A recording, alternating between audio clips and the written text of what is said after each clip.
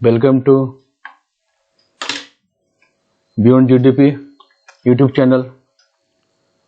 Today we are diving deep into one of the most fundamental questions in Indian economy, Human Capital Index and India's ranking, a deep dive. Let us go beyond GDP and explore the real mechanism. What is that is beyond GDP and Human Capital Index and India's ranking are related. Let us start. What is Human Capital Index? Imagine you are a country planning for the future. मान लो तुम एक country हो, देश हो, और future के लिए planning कर रहे हो. तुम्हारे पास नेचुरल रिसोर्सेस हैं, जैसे ऑयल है, मिनरल्स है, लैंड है, लेकिन but they one resource that even more valuable. लेकिन एक और रिसोर्स है जो बहुत सबसे ज्यादा अवेलेबल है, बहुत बेशकीमती है. क्या है? योर पीपुल, आपके लोग, वहां रहने वाले नागरिक. तो ह्यूमन कैपिटल इंडेक्स एक पैरामीटर बनाया गया है वर्ल्ड बैंक के द्वारा 2018 में. वो एग्जैक्टली मेजर करता है इसको, how well countries are investing their future workforce. आने वाले जो हमारे समय में वर्कफोर्स है, जो भारत के लिए, देश के लिए काम करेंगे, उसमें किस तरह से हम लोग इन्वेस्ट कर रहे हैं. तो कब क्रिएट किया गया है human capital index? 2018 world bank के द्वारा. और ऐसा ही आज का simple but powerful question, human capital index एक ही सवाल पूछता है, बहुत ही पावरफुल क्वेश्चन. क्या है? A child born today, what will their productivity be when they grow up compared to if they had perfect health and complete education. इसका मतलब क्या है? कोई बच्चा आज जन्म लिया, उसका उत्पादकता क्या होगा जब वो बड़ा होगा, और कंपेयर करें, उससे तुलना करें जब वो हेल्दी होगा और पूरी तरह से कंप्लीट एजुकेशन के साथ आएगा. तो इंडेक्स स्कोर्स वर्ल्ड बैंक ने स्थापित किया है हर एक कंट्री के लिए. इंडेक्स 0 to 1, ये 0 to 1 के बीच में वेरी करेगा. तो score of 0.5 means a child born today will be only 50% as productive as they could be with complete education and full health. 50.5 का मतलब है कोई भी बच्चा जन्म ले रहा है, वो 50%, 50% ही प्रोडक्टिव होगा अजय वो कंप्लीट एजुकेशन फुल हेल्थ के साथ जब तक नहीं हो जाता तब तक वो 50% ही प्रोडक्टिव होगा. कंप्लीट एजुकेशन फुल हेल्थ होने के बाद वो पूरा 100% अपना पोटेंशियल दे सकता है. तो क्या है? 3 pillars, breaking it down. HCI measure 3 critical areas of human development. HCI measure करता है 3 क्रिटिकल एरियाज ह्यूमन डेवलपमेंट का. क्या? सर्वाइवल, पहले सर्वाइवल है. Will children live to see their 5th birthday. क्या बच्चे लोग अपने 5वें जन्म को देखने के लिए जिंदा रहेंगे? This tracks under 5 mortality rates. ये ट्रैक करता है 5 साल के बच्चे के अंदर का मोर्टेलिटी रेट क्या है. ये जो उसे कंट्री जो पुअर हेल्थ केयर देते हैं में है, मालन्यूट्रिशन है, अनसेफ वाटर है, तो अधिकतर बच्चे लोग बचपन में ही सरवाइव नहीं कर पाते हैं. दूसरा पिलर है school. How much quality education will children receive. This combines expected years of schooling with learning outcomes. It is not just about sitting in classrooms, it is about actually learning. तो school जाने का मतलब है कि बच्चे कितने quality education, गुणवत्ता वाला शिक्षा ग्रहण कर रहे हैं. ये कंबाइन करते हैं जो भी एक्सपेक्टेड ईयर से स्कूल में कितने साल वो रहेंगे, उम्मीद पढ़ेंगे, उसका क्या लर्निंग आउटकम्स है. ये सिर्फ क्लासरूम से बैठने से मतलब नहीं है, इसका मतलब एक्चुअली में कितना सीख रहे हैं वो. It is what actually learning. तीसरा पिलर है health. Will they be healthy enough to learn and work? तो क्या वो हेल्दी हैं और सीख रहे हैं और काम करना सीख रहे हैं? To learn and work. क्या इनफ है वो उसका हेल्थ? उसका सस्टेन कर सकता है, वो हार्डवर्क कर सकता है, सीख सकता है. ये बच्चों सब में क्या होता है, मालन्यूट्रिशन की वजह से बोनापन, स्टंटिंग रेट्स उनको देखा जाता है. एडल्ट सर्वाइवल रेट्स, कितने लोग 15-60 साल के बीच में सर्वाइव कर रहे हैं, जीवित हैं. ये भी दोनों चीज देखा जाता है, stunting rates in children that is happen due to chronic malnutrition। Second adult survival rates, ये देखा जाता है कि पीपल 15 एज से 16 एज के बीच में सर्वाइव कर रहे हैं कि नहीं कर रहे हैं। इंडिया करंट रैंकिंग क्या है, इसका हम लोग रियलिटी चेक करेंगे। As of the latest 2025 HCI report, human capital index report किया 2025 के latest, India ranks 116 out of 174 countries, 172 country में देशों में 116वां रैंक पे है और स्कोर कर रहे हैं क्या 0.49। इसका मतलब क्या हुआ इस पिक्चर पे हम लोग, इसका मतलब कोई बच्चा इंडिया में जन्म लिया आज, वो 49% ही प्रोडक्टिव है अपने 18 साल के एज में, age they could be with complete education और फुल हेल्थ। और अपने एज पे है जबकि ओसा है, जबकि पूरा कंप्लीट एजुकेशन और फुल हेल्थ नहीं है, तब वो 49% प्रोडक्टिव छोटा बच्चा है जन्म लिया इंडिया में आज, वो 49% प्रोडक्टिव है जबकि 18 एज पे है, जबकि वो कंप्लीट एजुकेशन फुल हेल्थ के साथ है। They are starting working life at less than half their potential, वो अपना वर्किंग लाइफ जो है अपना हाफ पोटेंशियल से कम में स्टार्ट कर रहे हैं। अब इसको कंपेयर करते हैं दूसरे कंट्री से, सिंगापुर से रैंक 1 0.88 है, साउथ कोरिया रैंक 4 है 0.84, चाइना रैंक 65 है 0.65, श्रीलंका रैंक 77.6 है, Bangladesh rank 106.46। Even our never, Sri Lanka जो हमारा पड़ोसी है वो स्मॉलर इकोनॉमी वाला है, लेकिन वो भी स्कोर हाई कर रहा है क्योंकि वहाँ बेटर हेल्थ एजुकेशन आउटकम्स है, वो हमारे से अच्छे स्थिति में है हेल्थ में और एजुकेशन के मामले में। क्यों ऐसा मैटर कर रहा है, क्या इकोनॉमिक कनेक्शन है, बहुत इस तरह बहुत इंटरेस्टिंग बात है, ये देखा जाए इसको। Human capital not just a feel good metric, human capital जो है एक फुल गुड मैट्रिक नहीं है, डायरेक्टली इकोनॉमिक ग्रोथ पे इम्पैक्ट करता है। अब साउथ कोरिया का ट्रांसफॉर्मेशन का स्टडी देखते हैं।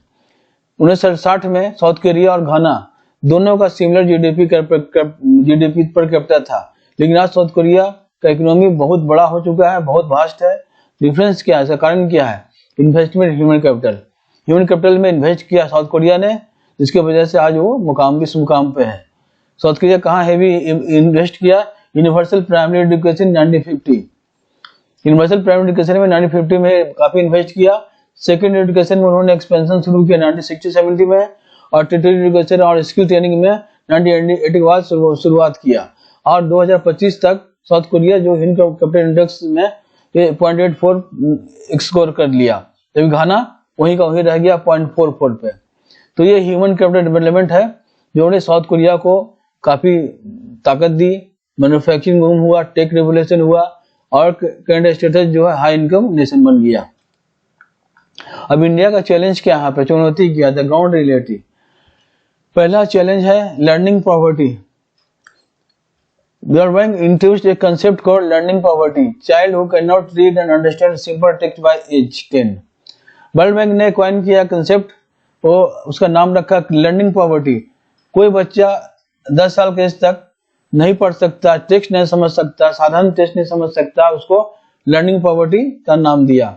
भारत में 55% से लेकर 10 साल के बच्चे जो है वो लर्निंग पॉवर्टी से सफर कर रहे हैं, 15% करीब। जो बच्चे 10 साल जिनका जन्म 10 साल हो चुका है उम्र है, वो लर्निंग पॉवर्टी से सफर करे, कितना परसेंट, 55%। ये बहुत ही शॉकिंग है जब समझ सकते हैं आप लोग कि अधिकतर बच्चे तो स्कूल में जा ही रहे हैं, लेकिन तब भी ये चीज क्यों है। लेकिन रियल एग्जाम्पल क्या है, रियल में क्या है, annual status of education report 2022 found that in rural India only about 42% of class 3 students could read a class 2 level text। Annual report है एजुकेशन रिपोर्ट 2022 का, उसने पाया किया कि ग्रामीण भारत में जो क्लास 3 के बच्चे हैं, स्टूडेंट है, उसमें से जो है 42% ही क्लास 2 लेवल का टेस्ट को पढ़ सकते हैं। Many children complete primary school without basic literacy। बच्चे लोग प्राइमरी स्कूल कंप्लीट कर रहे हैं लेकिन बेसिक लिटरेसी को बिना पाए हुए। दूसरा चैलेंज है malnutrition स्टंटिंग, कुपोषण है और जो बोनापन है, जिसकी वजह से India has one of the highest child stunting rates in the world. About 31.7% children under 5 are stunted। Too short for their age due to chronic malnutrition।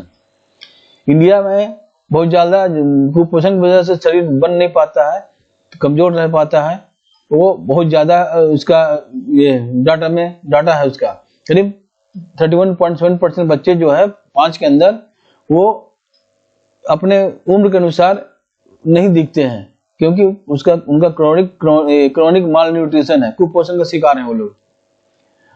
Uttar Pradesh और केरला का केस स्टडी लेते हैं।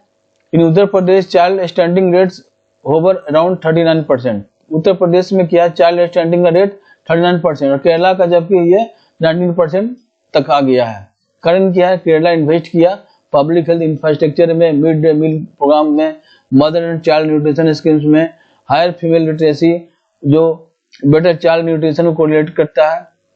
अगर महिलाएं लोग लिटरेट नहीं रहेंगे, पढ़े लिखे नहीं, शिक्षित नहीं रहेंगे, तो अपने बच्चों को क्या किस तरह से पालन पोषण करेंगे। और standard child does not face physical challenges. Research shows that standard child जो है फिजिकल चैलेंज को फेस नहीं करता है। क्या करता है? Score lower on counting test, complete fewer years of school and 20% less as adults on average. तीसरा चैलेंज है quality of health care. Health care का भी क्वालिटी अच्छा नहीं है। While India has made progress in infant mortality down from 88 per 1000 live births in 1990 to about 28 in 2020, the quality of healthcare remains inconsistent। क्योंकि India का जो progress है बच्चे लोग का मृत्यु दर में वो कमी आ गई है। 2020 में 28 पे आ गई है, जबकि ये 88 पर थी 1000 लाइव बर्थ पे। क्वालिटी जो हेल्थ केयर है इवन इनकंसिस्टेंट है, बड़ी अच्छी तरीके से नहीं ये किसी तरह चल रहा है। लेसेंट में एक स्टडी पब्लिश हुआ था जिसमें हेल्थ केयर के क्वालिटी के बारे में वो हर एक स्टेट में अलग अलग है, नाटकीय रूप से अलग अलग वेरी कर रहा है हेल्थ केयर क्वालिटी। केरला और तमिलनाडु में इंटरनेशनल अंतर्राष्ट्रीय स्टैंडर्ड का लोग अचीव कर चुके हैं, लेकिन बिहार उत्तर प्रदेश में ये बहुत पीछे है। The adult survival rate component show that India there is about a 74% chance that a 15-year-old will survive to age 60। अब सर्वाइवल रेट एडल्ट का कंपोनेंट दिखाता है, भारत में ये शो कर रहा है कि यहाँ 74% चांस है कि 15 साल का बच्चा 60 साल तक जिंदा रहेगा। आज के कंपेरिजन में जापान सिंगापुर में 90% प्रोबेबिलिटी है वो वहां तक पहुंच सकेगा 60 तक। अब ब्राइट स्पॉट्स इसमें देखा जाए क्या where India is getting its right, क्या इंडिया सही ट्रैक पे चल रहा है। अब पहला सक्सेस स्टोरी है Tamil Nadu school meal program. Tamil Nadu India का successful mid day meal scheme program है। ये 1982 में शुरू हुआ था। अभी तक 6 मिलियन चिल्ड्रन डेली फीड करता है, खिलाता है मील प्रोग्राम में। इसका रिजल्ट क्या हुआ? स्कूल इनरोलमेंट इंक्रीज बाय 15-20%, 15 से 20% स्कूल का एजुकेशन का इनरोलमेंट बढ़ गया। Drop out rates fail significantly, बच्चे जो स्कूल से निकल जाते थे उसका रेट भी कम गया। न्यूट्रिशन इंडिकेटर इंप्रूव, न्यूट्रिशन पोषण भी का इंडिकेटर बढ़ गया। Learning outcome showed visible gains, जो बच्चे सीख रहे थे उसका आउटकम भी अच्छी खासा आने लगे उसका result. The programme tackles multiple SI components समझती nutrition school readiness creating condition for better learning. ये प्रोग्राम था, ये एसआई कंपोनेंट को मल्टीपल कंपोनेंट जो एसआई का उसको टैकल करने लगा। उसमें न्यूट्रिशन है, स्कूल अटेंडेंस और बेटर लर्निंग का कंडीशन है वो क्रिएट होने लगा। सेकंड सक्सेस स्टोरी है Kerala health care model. Kerala constantly outperform other Indian state on health indicators. Kerala जो है इंडिया का अदर स्टेट्स के हेल्थ केयर इंडिकेटर्स पर काफी अच्छा परफॉर्मेंस किया है, उन्होंने आउट परफॉर्म कर दिया है लगातार। अब वहाँ इन्फेंट मोर्टेलिटी किया 7 per 1000, नेशनल एवरेज 28 है। लाइफ एक्सपेक्टेंसी के साथ 75 ईयर्स है, नेशनल एवरेज 69 है। लिटरेसी रेट्स 96% है, नेशनल एवरेज 77% है। ये कैसे उन्होंने पाया? उन्होंने प्राइमरी हेल्थ केयर सेंटर में काफी इन्वेस्ट किया, प्रिवेंटिव फोकस किया प्रिवेंटिव पे ना कि क्यूरेटिव केयर पे, प्रिवेंटिव केयर पे फोकस किया ना कि क्यूरेटिव केयर पे फोकस किया। कम्युनिटी पार्टिसिपेशन हुआ हेल्थ प्रोग्राम में काफी बढ़ चढ़ के, और फीमेल एजुकेशन पे भी काफी जोर दिया। अब इंटरेस्टिंग बात क्या है, पार्ट किया है, केरला बिना वो रिचेस्ट स्टेट नहीं है, धनी स्टेट नहीं है, लेकिन तब भी इंडिया का तब भी उन्होंने इस चीज को पाया। उसका पर कैपिटा इनकम भी बहुत ज्यादा नहीं है, लेकिन उन्होंने पॉलिसी चॉइस किया जो कि मैटर किया just economic resources. Economic resources नहीं रहने के बावजूद भी उन्होंने पॉलिसी बनाया और उसको लागू किया, जिसकी वजह से आज केरला इस मुकाम को तक पहुंच सका। तीसरा सक्सेस स्टोरी है डिजिटल लर्निंग इनोवेशन। कोविड-19 समय में से बहुत से स्टेट ने एक्सपेरिमेंट किए डिजिटल लर्निंग प्लेटफॉर्म्स पे। उसमें कहा है, पहला क्या, राजस्थान से small program created short videos lesson local languages distributed via startups and TV. Rajasthan में स्मॉल प्रोग्राम क्रिएट किया जिसमें शॉर्ट वीडियो लेसन थे लोकल लैंग्वेज में, उसको व्हाट्सएप और टीवी के द्वारा डिस्ट्रीब्यूट वितरण किया गया। लेकिन सभी परफेक्ट नहीं थे, तब भी ये लाखों बच्चों तक पहुंच चुका लॉकडाउन के समय में, और उन्होंने टेक्नोलॉजी देखा और जो ट्रेडिशनल एजुकेशन में कंप्लीमेंट कर सका। अब यहाँ पर जेंडर डायमेंशन भी आया जो एक हिडन स्टोरी है। India is does not fully capture gender disparity but they are crucial to understand. India का जो ह्यूमन कैपिटल इंडेक्स है वो पूरी तरह से जेंडर डिस्पैरिटीज को कैप्चर नहीं करता, लेकिन तब भी वो समझने के लिए क्रूशियल है।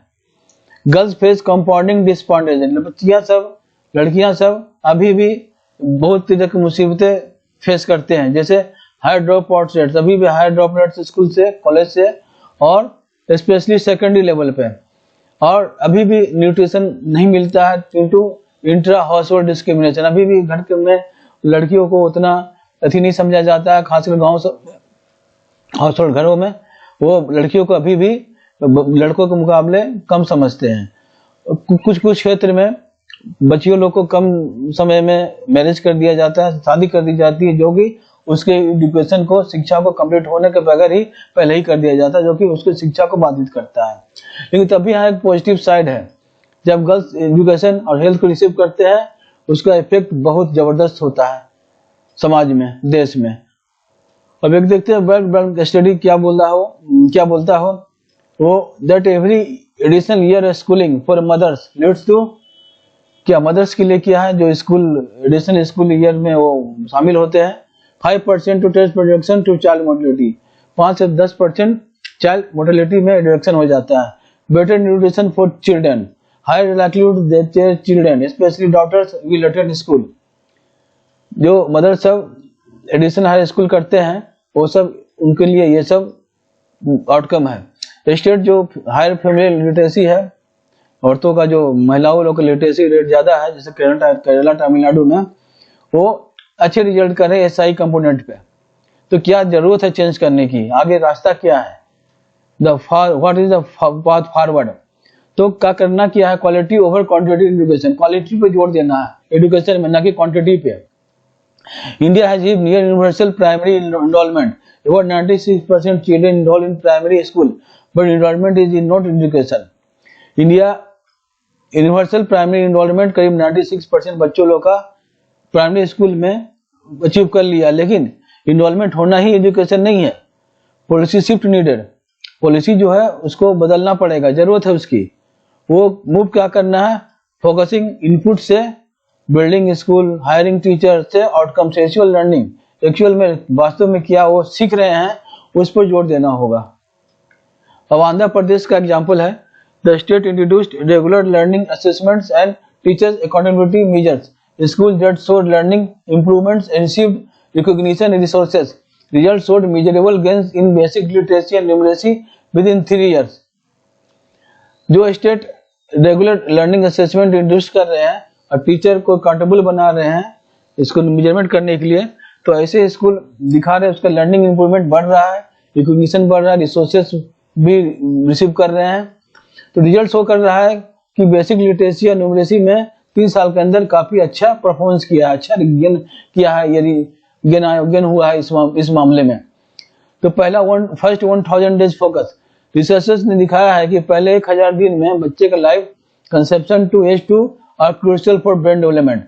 ब्रेन का डेवलपमेंट के लिए फ्रॉम कंसेप्शन तो 2 साल तक के लिए पहले 1000 वो बहुत इंपॉर्टेंट है बच्चे का लाइफ, तो उस पर फोकस करना जरूरी है। What works integrated child development service ICDC strengthening, direct cash transfer to pregnant women like a Pradhan Mantri Matru Vandana Yojana. इस प्रोग्राम के चलते प्रेग्नेंट लेडी को डायरेक्ट कैश ट्रांसफर किया जा रहा है। Community level nutrition counselling, nutrition पर काउंसलिंग हो रही कम्युनिटी लेवल पे। अब गुजरात का एग्जाम्पल क्या है, कुछ जिले जो गुजरात का वो कैश ट्रांसफर को न्यूट्रिशन से जोड़ दिया गया, न्यूट्रिशन काउंसलिंग से जोड़ दिया है। रेगुलर मॉनिटरिंग हो रही है, जो भी एरिया इंटीग्रेटेड प्रोग्राम से जुड़ा हुआ है वहां दिखा रहे 15 से 20% बेटर आउटकम्स।